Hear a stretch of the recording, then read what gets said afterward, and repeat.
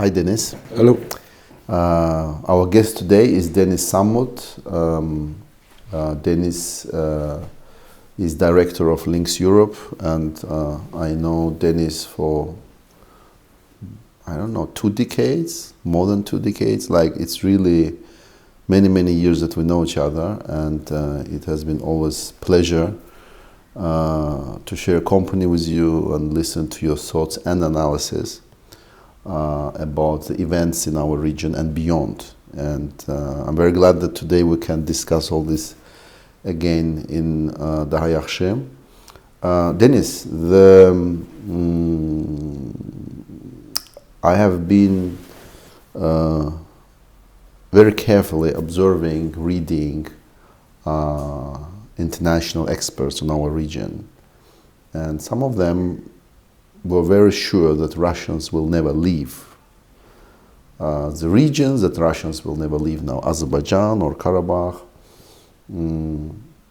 Russians left. Did they leave? And why they left, do you think? Well, I was one of the people who, when the agreement was signed in 2020, that established the Russian force in Karabakh, I thought this was a mistake because they will not, once they are there, want to leave. You may remember that they arrived within hours of the signing of the agreement. The first Russian troops arrived, so this was a very swift deployment. I have never seen, yes, something like this. They had been positioning themselves for this for a very long time. You know, this issue that there should be an international force in Nagorno-Karabakh has been under discussion since 1992. There was a group in Vienna called the High-Level Planning Group within the framework of the OSCE, made up of 15 military officers that had, since the 1990s, been sitting there planning for an international peacekeeping force in Nagorno-Karabakh. There was one, at some point, the idea was that this peacekeeping force should be made up from Scandinavian countries and other countries that have no direct interest in the region, no Americans, no Russians, no Turks. But the Russians never accepted this premise and always wanted that their peacekeeping force would be at least the main, if not the sole, military force in any arrangement in Karabakh. So when 2020 happened, first of all, at this point, Russia was still working with the international community in the framework of the Minsk Group co-chair. So of course Putin did not care. He did not consult the co-chair countries about the agreement he did with Aliyev and Pashinyan. He did not consult about the agreement to deploy this peacekeeping force. So the general understanding was that this was a Russian thing, that this is what the Russians wanted for a long time, to have a military presence in strategic Nagorno-Karabakh, and that once they were there, they would always find some excuse not to leave. So eventually, of course, things developed their own dynamic. Well, first of all, the Azerbaijan government made it clear this was not the same kind of peacekeeping force that the Russians had deployed in South Ossetia and in Abkhazia, that never left, and in fact made things worse slowly. And secondly, the Azerbaijan government constantly referred to this peacekeeping force as a temporary force. So there was not an issue that this was there for a long time. Informally, the Russians were telling people, yes, we will be there until 2025, but we'll probably extend for another 5 years. And also informally, but not without some thought, Russian officials and other people close to the leadership were saying that, look, this is what we want in the end from this. So we don't care what Armenia and Azerbaijan decide they want to do. We're happy with whatever they decide they want to do, as long as they agree that we are still there in Karabakh. So the situation on the ground, however, changed in all kinds of different ways. First of all, the big picture of the international context changed in 2022 when Russia invaded Ukraine. So this destroyed any semblance of international solidarity or international cooperation. The Russians now became outsiders from the international system. Secondly, the situation changed because Armenia and Azerbaijan started negotiating with each other outside the remit of Moscow. This was the first time. These meetings in Brussels that took place first in 2021 and then in 2022, this was the first time that discussions between Armenia and Azerbaijan were being held without the Russians being there. So this meant the Russians were not fully aware, although they kind of got some information, but they were not fully aware of everything that was going on. And so they were being all the time having to catch up. So, for example, when Armenia decided to recognize that Nagorno-Karabakh was part of Azerbaijan and recognized Azerbaijani sovereignty, the Russians were taken completely by surprise. Putin said so himself. And of course, this undermined the basis on which the Russian presence in Karabakh existed, because now there was no issue. This was no longer disputed territory. This was Azerbaijani territory. And Russia had to negotiate with Azerbaijan and with no one else.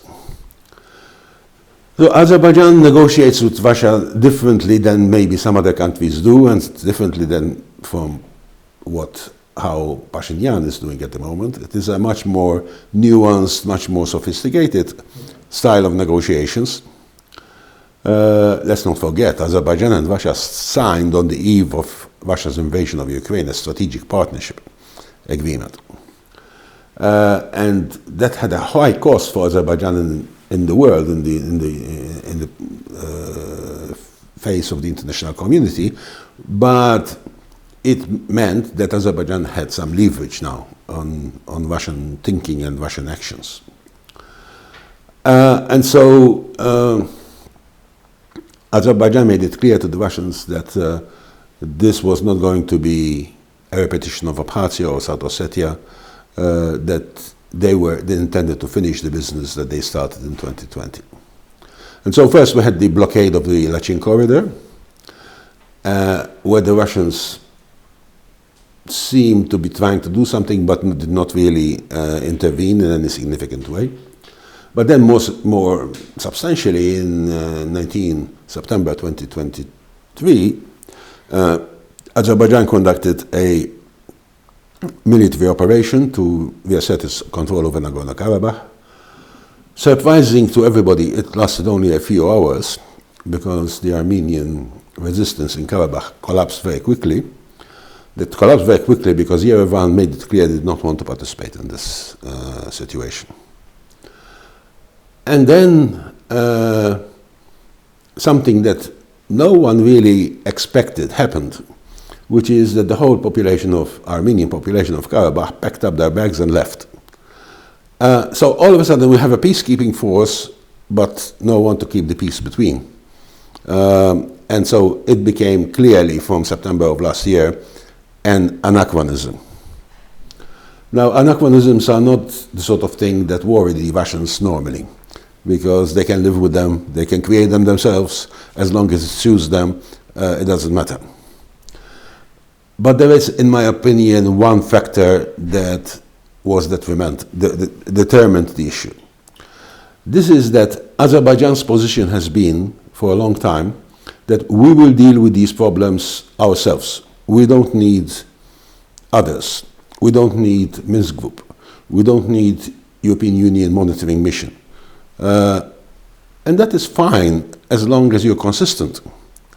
But if you're saying these things and you have 2,000 Russian troops on your territory, then you're not consistent. So Azerbaijan had to face the Russians with this option. So we can't have you alone.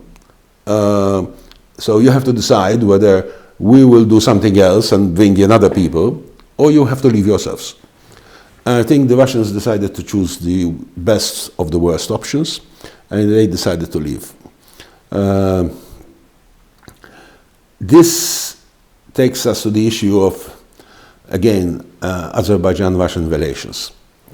Azerbaijan-Russian relations are quite complex, because Putin himself deals with these relations. This is not dealt with by the Ministry of Foreign Affairs, by Lavrov. Lavrov is just a messenger. For many years now, any decision about Azerbaijan has to go to the Kremlin. Because for Russia, Azerbaijan is a very important piece of the jigsaw, which they nearly lost in the 1990s. Well, they lost to a large extent because all their troops had been kicked out before 2020. And they lost because Azerbaijani energy resources did not, like all the other resources of Central Asia, go to the outside world through Russia, but went through the Baku-Tbilisi-Ceyhan, which is why the Baku-Tbilisi-Ceyhan, the project of the 1990s, is so important, because that broke the hold that Russia had on Azerbaijan. And after that, Azerbaijan could be an independent player. It could not without that, because it would have been in the same situation that Kazakhstan and Turkmenistan and the other Central Asian countries find themselves in. So yes, the situation is interesting.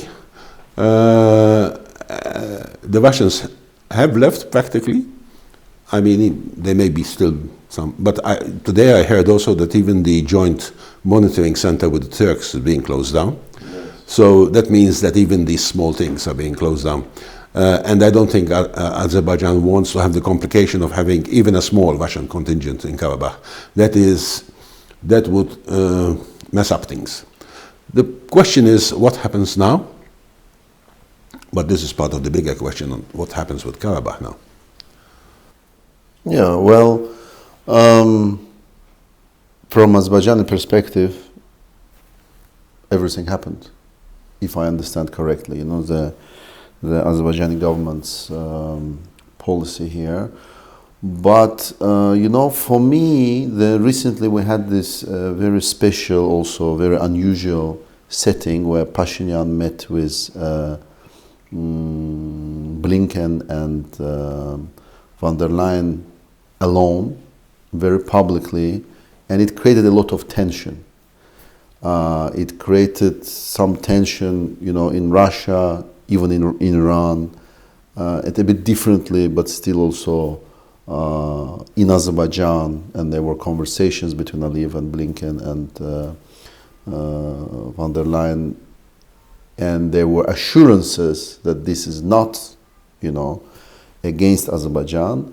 But at the end of the day, we see that, you know, Pashinyan's policy is creating a lot of tensions. And this is, I want to ask you this question, like,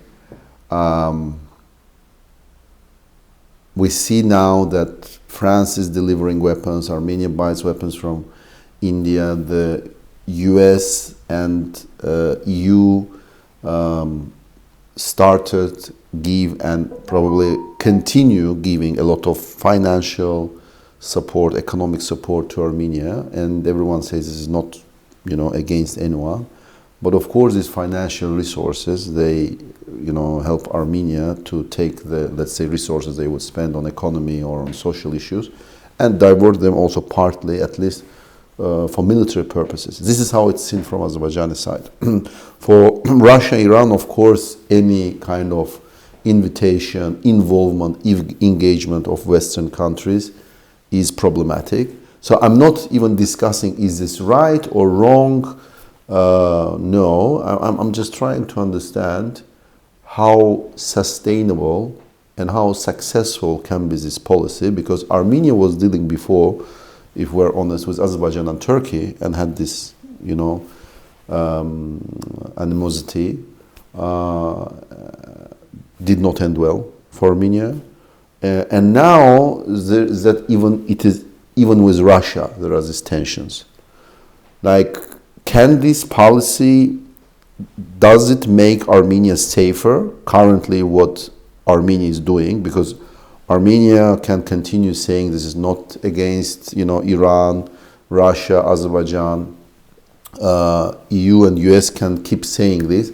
But if this is not how it is perceived by the major players in this region, how does it make Armenia safer, even with the weapons and with the money they would get? Okay, let me start first by saying that this trilateral arrangements was not invented by Armenia, it was invented by Azerbaijan. For many years, we have had Azerbaijan having trilateral meetings with with Putin and with the Iranian president, with Turkey and with Iran, all kinds of different formations. So Armenia has never had these trilateral arrangements. So this was new, which is perhaps why it was it became quite an interesting topic, because it was new. But also the context, like of Armenia is, going towards West, is trying to... Well, you need to understand that 2020, the war of 2020, created a different situation. So Azerbaijan says it's created a different situation, which is true, but it also created a different situation than that Azerbaijan wanted. Why? Because after 2020, Armenia felt very vulnerable. It felt very vulnerable because it had lost a war in a humiliating way. It felt very vulnerable because its armed forces were in disarray.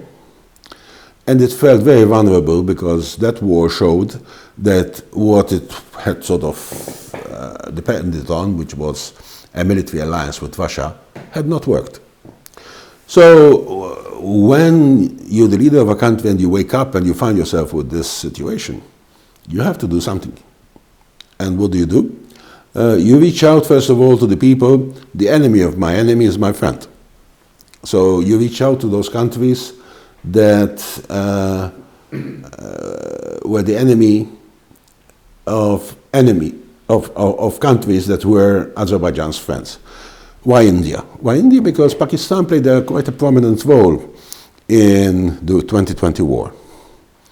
It was acknowledged there were Pakistani flags in Baku and so on and so on. So clearly you reach out to India because India has an interest in containing Pakistan and doesn't want to see Pakistan involved in these kind of outside adventures. And then there was the issue with the West, which is more nuanced and more complicated. Because the situation with the West, although it has some security military elements, but it's not primarily a military security issue.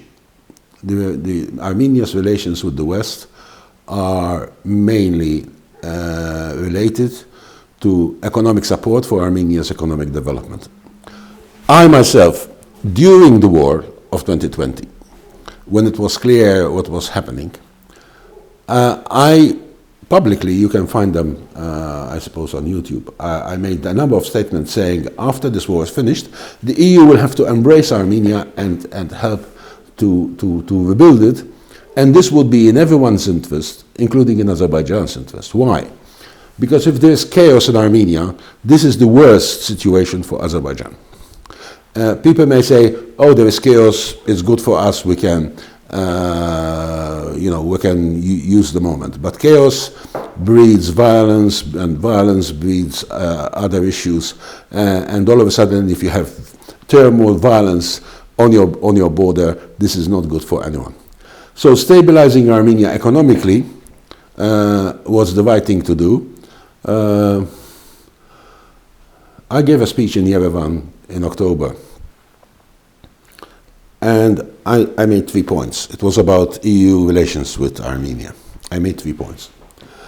I said, first of all, the European Union is not a security provider. If you want a security provider, go and work with NATO, not with the EU. The EU has some possibilities, mainly financial actually, not military as such. We see how they are struggling to use whatever they have to help Ukraine. So EU's potential of supporting Armenia in the military security field are minimal. So Armenia is not a security provider. That was my first point. My second point was EU is not. EU is not a security provider. My second point was the EU is not an ATM. It's not somewhere where you can go and push the button and the money comes out. And these expectations need to be managed. Because last week, for example, when there was this trilateral meeting that you mentioned, there were wild stories in Yerevan that the EU was going to give billions. Somebody was even saying that they're going to give them in boxes and Yerevan would bring them with him from Brussels. Completely mad. What happens is that you build up expectations of people that something like this is going to happen, and then when it doesn't happen, there is disappointment. And we can already see this. Why? Because the EU has committed already large amounts of money, actually, for a country of 2.5 million people. But these are not cash, have some money. These are commitments that, well, if you do you want to build a road, then give us a plan how to build a road, give us a business project, and then we can support you in building this road. It's about projects. And we all know that there is a backlog. Not enough projects are being given to the EU, so even what has been promised cannot be delivered because this is not cash, like an ATM. And the third point that I made in Yerevan in October was that people have to keep in mind that also the EU is not a charity. The EU is a political union of 27, an economic union of 27 member states that have their own interests. And yes, when you engage with the EU, you benefit, but you also, clearly, you need to take into account what the interests of the EU is if you want a good relationship and not just simply a relationship where you take something out and leave very quickly. And we have all learned a lot of lessons from Georgia, and I think that both the EU and Armenia need to learn lessons from Georgia too, not to repeat the same mistakes. So the relationship has to be built on respect, on a certain sense of equality, and so on. And this is the relationship that the EU wants to build with Azerbaijan as well. So this issue gets distorted very often, that somehow the EU has some hidden agenda with regards to Azerbaijan. There is no hidden agenda. The EU and Azerbaijan do big business with each other and trust each other while they're doing this big business. I'm talking about energy. There are other aspects where, again, big projects are being discussed and are being implemented in the field of connectivity. So this is not as if the EU and Azerbaijan don't know each other or have no relationship with each other.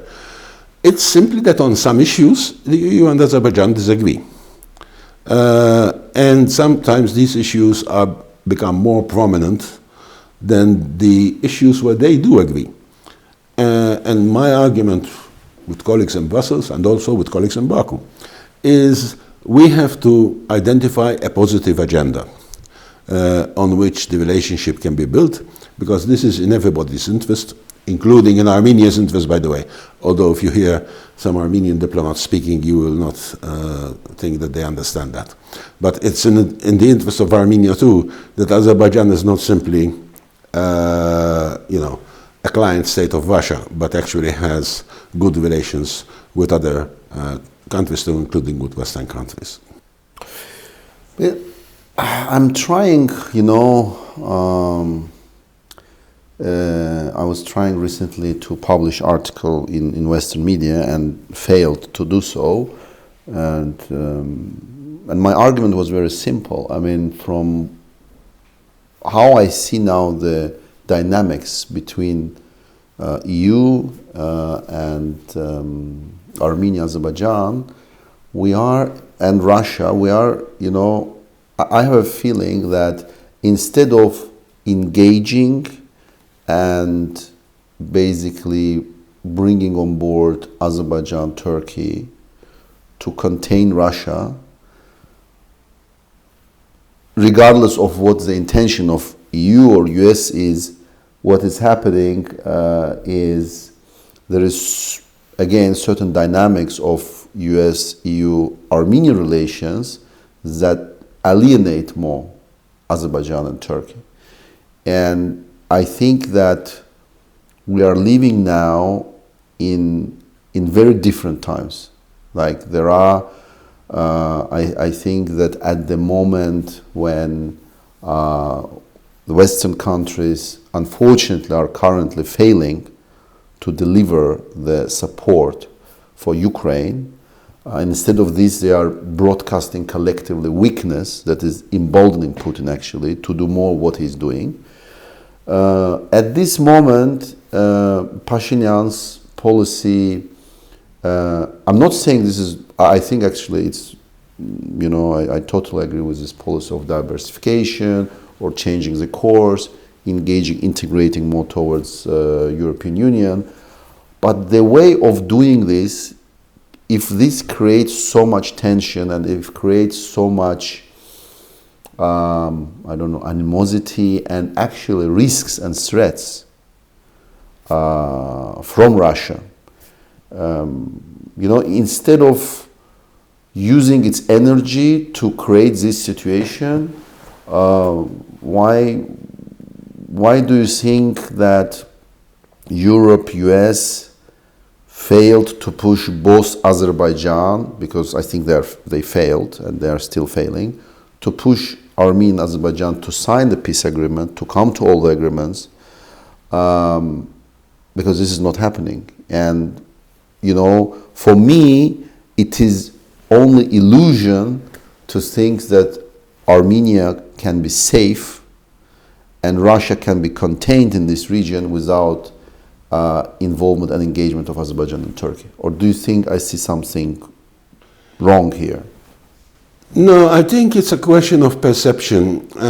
We tend to look at things a little bit superficially with what is sort of the latest story of the day. So the way we understand global politics sometimes is very episodical. But I want to go to the basics. Which country is the closest country to Azerbaijan politically and militarily? It is Turkey. What is Turkey? Turkey is a long-standing NATO member state. And despite the fact that, there are always some ripples in this relationship, and Turkey has made it clear that it does not want to be taken for granted, but on a daily basis, on a practical basis, Turkey cooperates with NATO, as part of NATO, as part of the information sharing system, as part of the planning of NATO.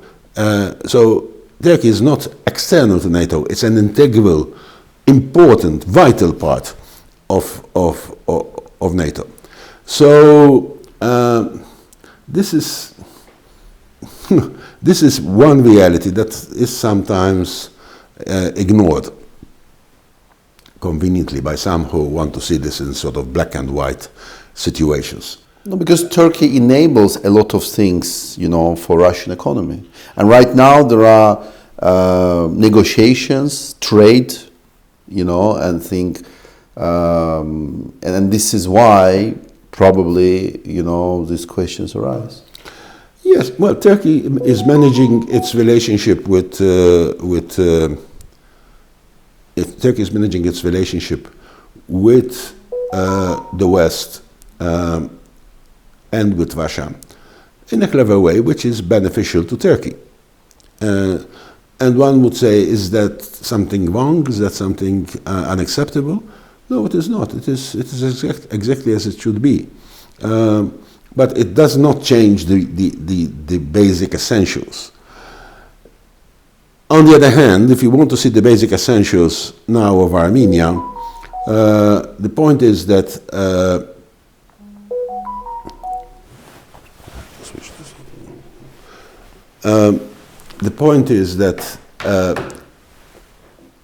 we have a country that is in a military alliance with Russia,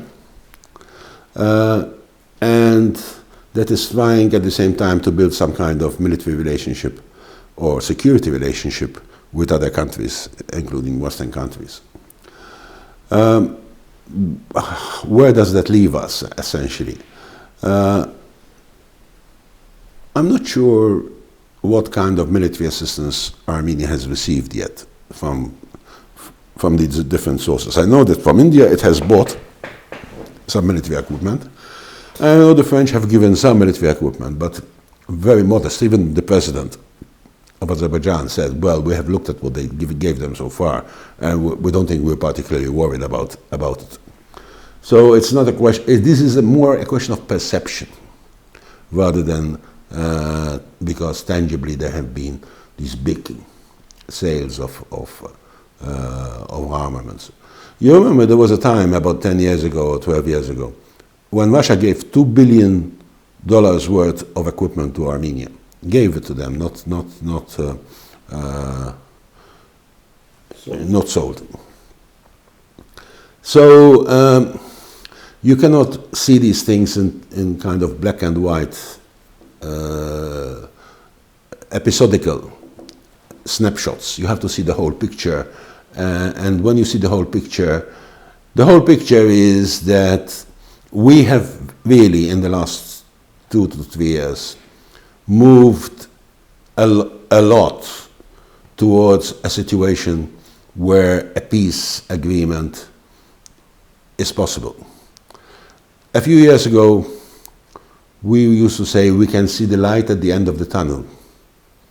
Well, now we are at the end of the tunnel. It's a question of whether the two sides will have the will to go out of the tunnel now into the open air, which will be a little bit risky at first, but then it would be a much nicer atmosphere than when you are stuck in the tunnel. And I think this is the challenge that we all have. There will be these episodes that will create complications, and they need to be managed. One of them is this issue of the Armenians of Nagorno-Karabakh. Whichever way you want to look at this, the fact is that a lot of people in Europe, a lot of governments in Europe were upset with this sight of these 100,000 people packing their bags and leaving. Now, this does not mean that the sympathy for this community is the sympathy for the political project that some Armenians had of creating a second Armenian state on Azerbaijani territory. These are two different issues. And I think what needs to be done is we have to unpack these two different issues clearly. Because there is the issue of 100,000 people and their livelihood and their right to be in the place where they were born, and the right to speak the language that is their mother tongue and to practice their religion that is their religion without any problems. That is one issue. The right of these people to create a second state on the territory of another state, that's another issue. These are two different things. So these are the challenges ahead. And I want to say that this issue is not going to go away. It has to be managed. And it has to be managed through discussions, and it has to be managed also. And this is where the international community can really help, because it can provide some sense of comfort to ensure that if these people go back, they will not go back in fear. You need to understand there was a lot of fear, which is why they left so quickly. They couldn't have left so quickly unless something was motivating them. This was not just a political slogan. It was fear. And this needs to be recognized. And how to deal with this is one of the challenges ahead. Dennis, I was watching on Common Space, the website. You started publishing a project. It was for me kind of a summary of your work for the last 30 years. You traveled extensively and worked a lot and met a lot of people, not just one time, but over years, you know, so it's a kind of, you are a living archive of all these relationships, events that were happening, you know, in our region, especially in South Caucasus. And I watched your video on Armenia, Azerbaijan, and at the end of this video you're saying that, you know, it's this Azerbaijan-Armenia relationship or peace process is not something that will be finished in one day, you know, or so you said that it is kind of a relay race where you need to pass the baton to, I don't know, next generation or to the next person of people who are doing this. Are you finishing your job? Is this your way to say goodbye to our region, to your work, or is this just a summary of what you have done so far? Well, let's put it this way. It's good to put these things on record just in case. No, but really what motivated to do this, it was not something that I do naturally, frankly speaking. And when we started this series, it was quite painful exercise for me. It took me a long time to settle down and to actually do this series. But I wanted to do it because I was motivated by what I saw happening when the Ukraine war started. So when the Ukraine war started, this was clearly, you know, Russia had invaded its neighbor. A neighbor that it was a guarantor of its sovereignty and territorial integrity, by the way, because Russia signed the agreement guaranteeing Ukraine's territorial integrity and sovereignty when Ukraine gave up its nuclear weapons. So, Budapest Memorandum. Yes. So, people in the West, both officials and also civil society, were very clear. This is a just cause to support Ukraine. And then they were very shocked that when they went to the global south, the sympathy for Ukraine fizzled out.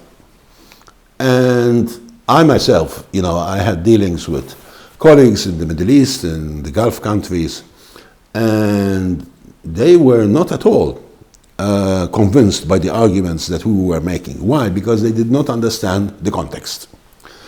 So I said, I want to make this series so that I can speak about where I think the root of the problem is, which is that Russia has never accepted the fact that it is now not the Soviet Union, that it lives within different borders, and to deal with its neighbors with respect and not to deal with them like they were irritating neighbors. So this is why I kind of decided to do this video series.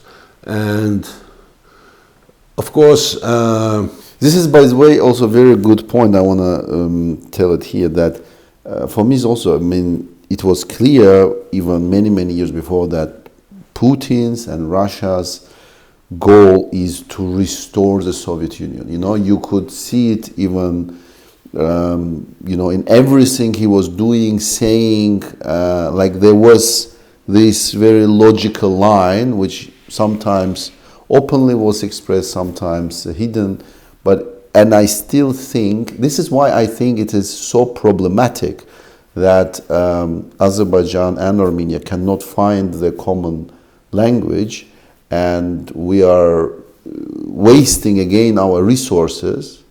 And I don't think, I listened to your argument, but I think that Europe and US have leverage, especially on Armenia. And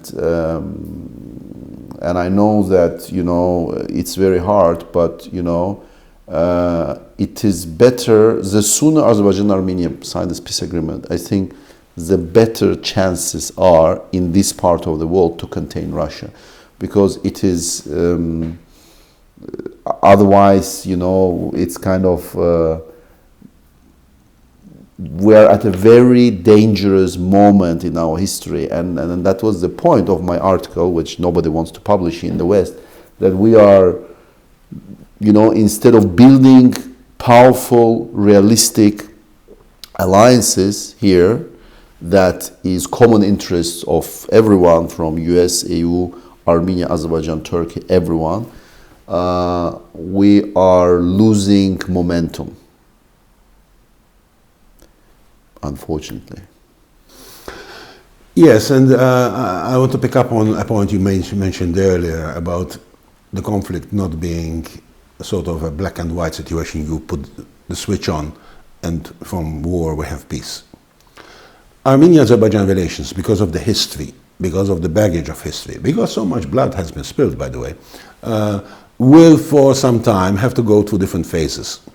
So there will be conflict, there will be confrontation, and hopefully we are leaving these two phases. Then there will be containment, which is what is happening today. Azerbaijan is trying to contain Armenia. Armenia is trying to contain Azerbaijan. These are the tensions that you mentioned earlier. But we move from there as soon as possible to cooperation. And this is when things will start changing. And this is what I think will be an important